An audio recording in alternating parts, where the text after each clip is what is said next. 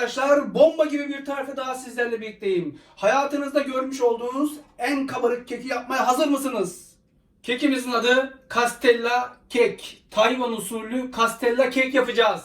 Evet, hemen başlıyorum. 6 tane yumurtanın sarılarını beyazlarından ayırarak başlayacağız. Yumurtalarımızı ayırıyoruz.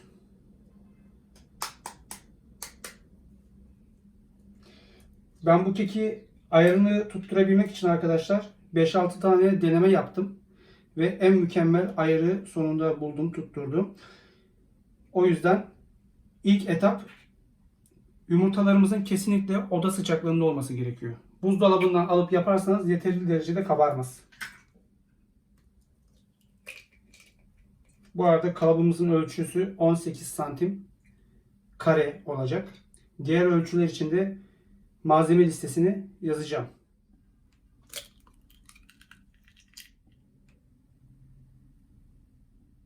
Yumurtalarımız hazır. Unumuza geçelim.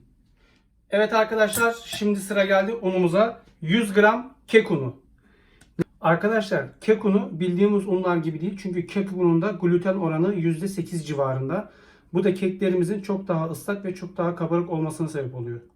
Kek unu maalesef ülkemizde marketlerde yok ya da çok nadiren bulunuyor ve biraz pahalı. Ama evde bunu hazırlamanın çok basit bir yöntemi var. Gluten oranını %8'lere düşürmemiz lazım. Çünkü normal unda %11-12 civarında. Bunu da şu şekilde yapıyoruz. 140 gram unu tartın. 2 silme yemek kaşığı unu çıkartın. Onun yerine 2 silme yemek kaşığı mısır nişastası ekleyin. 7-8 defa elekten geçirdikten sonra kek unumuz hazır oluyor. Kek unu yazan bütün tariflerde kullanabilirsiniz. Kurabiyeleriniz, çörekleriniz, pastalarınız çok daha kabarık, çok daha lezzetli, çok daha nemli olacaktır. Unumuzu da yedik. Şimdi sıra tereyağımız ve sütümüzde. 100 gram tuzsuz tereyağı ve 100 gram süt alıyorum bir kaba.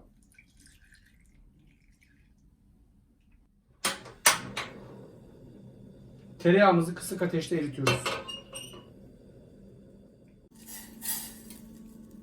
Yağımızı 50 dereceye kadar ısıtıyoruz. Daha fazlasını ısıtmıyoruz. Evet, bakıyoruz dereceden. Çok fazla ısınıp kaynamaması gerekiyor çünkü unla karıştıracağız hemen. Arkadaşlar, Castella kekteki en önemli özellik malzemelerin oda sıcaklığında ve sıcak olmasıdır. Hamurun da sıcak olması gerekiyor yaparken. Evet, şimdi güzelce karıştırıyoruz. Evet, hamurumuz bu kıvamda ve pürüzsüz olacak. Topak topak olmayacak. Evet, şimdi bütün yumurta sarılarımızı yavaş yavaş ilave edip seri bir şekilde karıştırıyoruz. Çünkü hamurumuz sıcak, pişirmiyoruz sarılar içinde. Evet, son kalan patlayan yumurtamı da ilave ediyorum. Zaten ne kadar çok yumurta kullanırsak kesin bir tanesi patlar yani. Sizin de başınıza geliyordur sürekli. O bir tane patlaması olmaz. Arkadaşlar, kek hamurumuz hazır. Kıvam bu. Bakın. Durmuyor bile. Çok akışkan bir kek hamuru elde ediyoruz. Arkadaşlar, bu aşamada bir miktar vanilya özütü ekliyorum. Siz de ekleyin.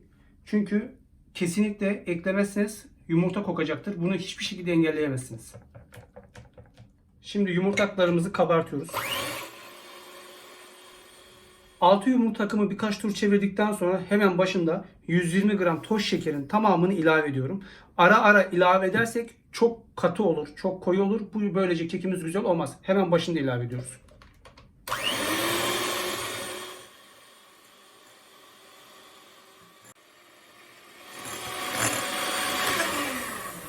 Evet arkadaşlar, kıvam böyle olacak.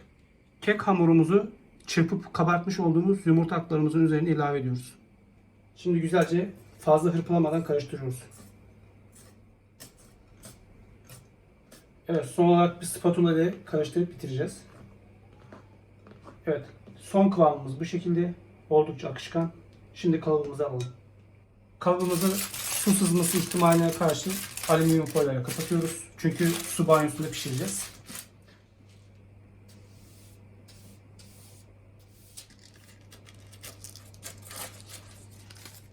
Castella kek hamurumuzu yağlı kağıtla kaplamış olduğumuz 18 santim ölçüsündeki kalıbıma alıyorum.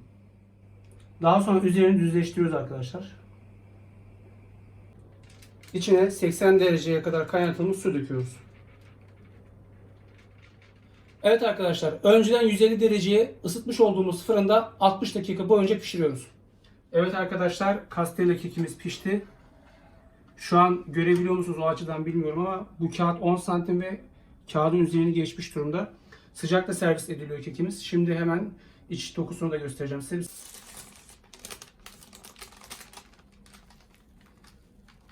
Kekimizdeki en önemli püf noktası arkadaşlar yağın 50 derece olması ve malzemelerin oda sıcaklığında olması. Sıcaklık çok önemli kekimiz pişirirken ve 80 derecelik su banyosunda pişirilmesi. Görmüş olduğunuz gibi gayet sallantılı. Kekin en önemli özelliği bu şekilde sallanıyor olması. Bakın çok güzel sallantılı bir kek. Çok titrek oldu ya, harika oldu. Evet, şimdi kesiyorum.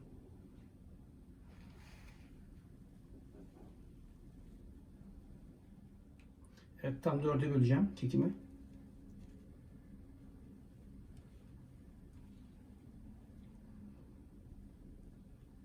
Kekin sesi geliyor mu, kesilme sesi bize bilmiyorum ama şu an çok rüzgarlı ve kötü bir hava var.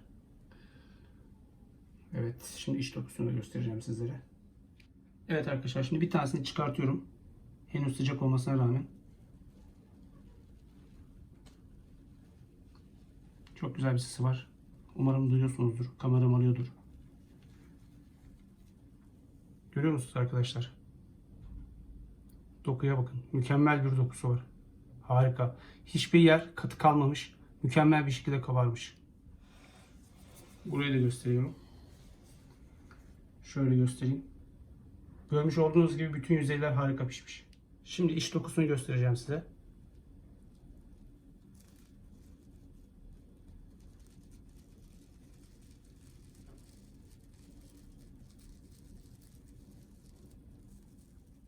Şimdi tadına bakıyorum arkadaşlar.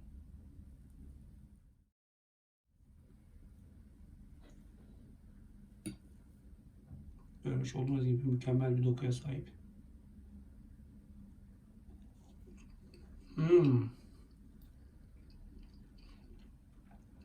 Şimdiye kadarki yediğim en ıslak ve en yumuşak kek diyebilirim. Kesinlikle net.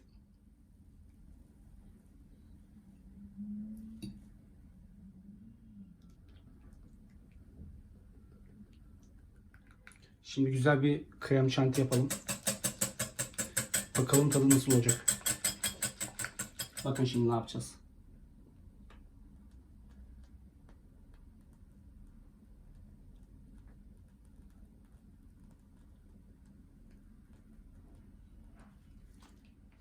Evet, şimdi şu parçayı da koyduk mu? Wow! Evet arkadaşlar, bu ne oldu? Bilin bakalım bu ne? İşte bunun adı ne biliyor musunuz? Şimdi koyuyoruz, kalori canavarı. Evet arkadaşlar, şimdi de krem şantili 10-100 bin milyon kalorili Castella kekimizin tadına bakıyoruz.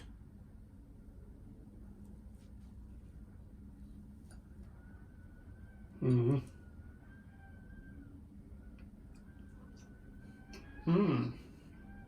Müthiş. En güzel yaş pastadan daha pasta geliyor tadı. Harikulade. Evet arkadaşlar, harika. Tarifimi beğendiyseniz kanalıma abone olun lütfen. Abone olduktan sonra en sevdiğiniz 5 tane arkadaşınızı davet edin. Onlar da abone olsun. Onlara da deyin ki sen dediğin en sevdiğin 10 tane arkadaşını davet et de. Onlar da abone olsunlar. Büyüyün ben, siz de büyüyün. Birlikte büyüyelim. Bu kanal benim değil, sizin. Evet, yeni bir harika tarifle daha görüşünceye dek sofranızdan bereket, tabağınızdan mutluluk eksik olmasın. Hoşça kalın. Afiyetle kalın.